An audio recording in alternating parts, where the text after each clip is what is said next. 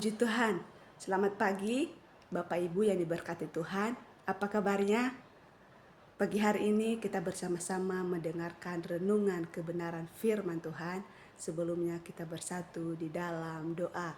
Segala pujian, hormat, kemuliaan hanya bagi Tuhan. Kami bersyukur buat kebaikan Tuhan pagi hari ini. Dan sebentar kami akan mendengarkan renungan kebenaran firman-Mu. Biarlah firman Allah yang terus menjadi pedoman bagi kami. Terima kasih dalam nama Tuhan Yesus Kristus. Haleluya. Amin. Puji Tuhan. Mari Bapak Ibu yang diberkati Tuhan, kita buka Alkitab kita di dalam Roma pasal 1 ayat 6 sampai 7. Sekali lagi, Roma pasal 1 ayat 6 sampai 7. Saya akan bacakan dari ayat 6. Kamu juga termasuk di antara mereka, kamu yang telah dipanggil menjadi milik Yesus Kristus, kepada kamu sekalian yang tinggal di Roma, yang dikasihi Allah, yang dipanggil dan dijadikan orang-orang kudus. Anugerah menyertai kamu dan damai sejahtera dari Allah Bapa kita dan dari Tuhan Yesus Kristus. Puji Tuhan. Sebagai tema kita pagi hari ini yang diberkati Tuhan, dipanggil untuk melayani Allah. Sekali lagi Bapak Ibu, dipanggil untuk melayani Allah. Dalam Matius 22 ayat 14, dalam Matius 22 ayat 14 berkata, sebab banyak yang dipanggil tetapi sedikit yang dipilih.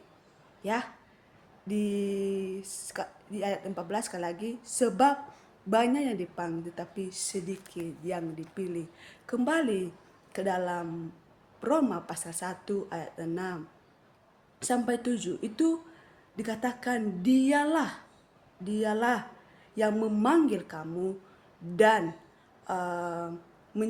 menjadikan kamu sebagai alatnya untuk melayaninya. Seperti tema kita pagi hari ini, dipanggil untuk melayani. Bagaimana kita melayani Allah?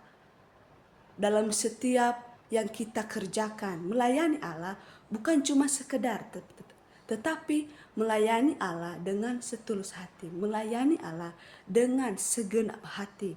Itu adalah pekerjaan yang Tuhan percayakan kepada kita. Ketika Tuhan mempercayakan kita untuk melayani, mungkin setiap kita mempunyai talenta. Mari kita belajar mengerjakannya, melakukannya dengan segenap hati. Dialah yang menyelamatkan kita dan memilih kita. Oleh sebab itu, Tuhan menebus kita supaya melakukan pekerjaannya yang kudus. Maksud dari Matius 22 ayat 14 itu, Bapak Ibu, yaitu di mana banyak orang yang dipanggil dan berlomba-lomba ingin masuk kerajaan surga. Hati kita penuh dengan damai sejahtera. Allah telah menyertai kita. Ketika kita dipercayakan untuk melayani Allah, maka kita harus melakukannya sesuai maunya Tuhan. Kita juga buka dalam Markus pasal 10. Markus 10 ayat 45. Markus 10 ayat 45. Saya akan bacakan. Karena anak manusia juga datang bukan untuk dilayani, melainkan untuk melayani dan untuk memberikan nyawanya menjadi tebusan bagi banyak orang. Ya, Bapak Ibu, dalam Markus pasal 10 ayat 45 dikatakan di sana, karena anak manusia bukan datang untuk dilayani, melainkan untuk melayani. Bagaimana dengan kita Bapak Ibu? Dapatkah kita melayani sesama kita? Hal kecil. Sebelum kita melayani Allah, terlebih dahulu kita melayani orang lain. Melayani dengan apa? Dengan setulus hati. Dipanggil untuk melayani. Panggilan utama kita adalah menjadi murid Kristus dan menaatinya. Ketika kita mengiring Tuhan, maka kita harus dapat melayani. kita harus dapat melakukan pekerjaan yang kudus. Karena di Roma pasal 1 ayat 6-7, di mana Tuhan telah memberikan kita damai sejahtera, di mana Tuhan menyertai kita. Ini adalah merupakan di mana panggilan tertinggi dalam hidup kita. Panggilan untuk melayani bukanlah sesuatu yang kita lakukan selayak-layaknya, tetapi sesuatu yang Tuhan letakkan dalam diri kita. Seperti kita saat ini, setiap kita mempunyai talenta. Kita bisa pimpin pujian, kita bisa jadi singers, kita bisa main musik. Itu adalah suatu karunia yang Tuhan berikan dalam kehidupan kita. Maka ketika kita tahu bahwa itu adalah suatu karunia, dapatkah kita mengerjakannya, melakukannya dengan segenap hati?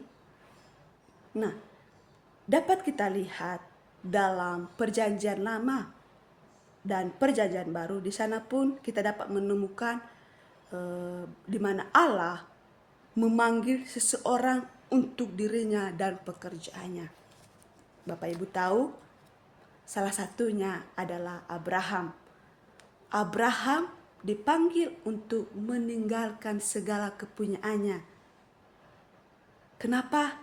Karena Tuhan punya tujuan dalam kehidupannya. Karena Tuhan punya maksud dalam kehidupan Abraham. Kedua, Paulus dipanggil untuk menjadi rasul. Nah, pertanyaannya Bapak Ibu, bagaimana kita melayani dalam pekerjaan? Setiap kita punya karir. Ya, ketika kita melayani, ketika kita melayani pekerjaan, kita harus dapat mengarahkan orang kepada siapa? Kepada Tuhan.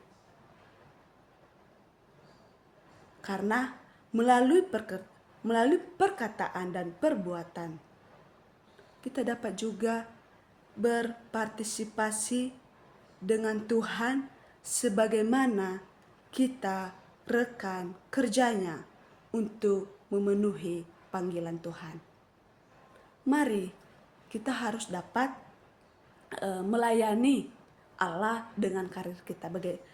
Bagaimana kita melayaninya? Yaitu mengarahkan orang-orang kepada Tuhan dan menghadirkan kehadiran Tuhan dalam setiap bidang kehidupan. Intinya Bapak Ibu, bekerja adalah melayani. Dan melayani bukan cuma hanya sekedar, tetapi melayani juga dengan setulus hati. Kedua, bagaimana melayani dalam gereja? Setiap kita diberikan bakat dan karunia masing-masing, yang dimana yang akan kita lakukan, yang akan kita gunakan dan untuk bekerja sama kepada umat-umat Tuhan, melayani dalam gereja. Kita sebagai multimedia, mari lakukanlah semuanya untuk kemuliaan nama Tuhan. Lakukanlah segala sesuatu itu untuk Tuhan, bukan untuk manusia. Dan melayani di balik layar. Bagaimana kita melayani di balik layar? Kuncinya, lakukanlah dengan sepenuh hati, karena kamu melayani bukan untuk manusia, tetapi untuk Tuhan. Puji Tuhan. Demikian firman Tuhan pagi hari ini. Mari kita bersatu di dalam doa. Terpujilah namamu Bapa yang baik. Pagi hari ini kami telah mendengarkan firman Tuhan, dan ajarlah kami terus belajar melayani dan melayani dengan setulus hati dan dengan segenap hati. Terima kasih Tuhan, kami bersyukur. Sepanjang hari ini apapun aktivitas seluruh sidang jemaat-Mu Engkau berkati juga keluarga, pekerjaan Tuhan buat berhasil. Dalam nama Tuhan Yesus Kristus. Haleluya, puji Tuhan. Amin. Puji Tuhan, Bapak Ibu yang diberkati Tuhan, selamat pagi, Tuhan Yesus memberkati.